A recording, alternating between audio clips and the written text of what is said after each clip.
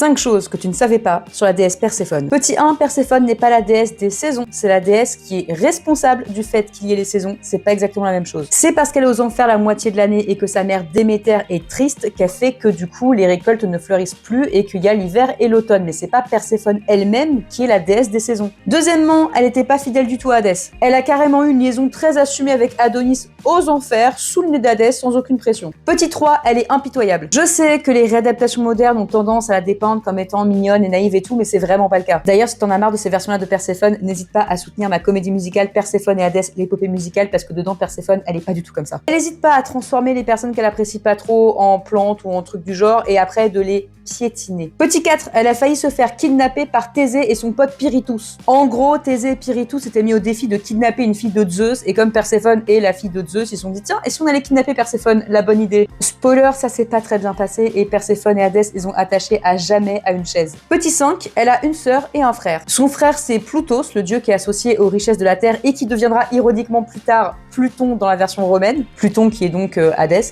Et sa sœur Despoina est associée à la froideur et la rigidité de l'hiver. Si t'as appris des trucs, n'hésite pas à t'abonner parce que je fais plein de scénettes et de contenus sur la mythologie grecque, notamment une comédie musicale sur Perséphone et Hadès, donc si jamais tu aimes Perséphone, soutiens-moi. Je te dis à la prochaine, salut!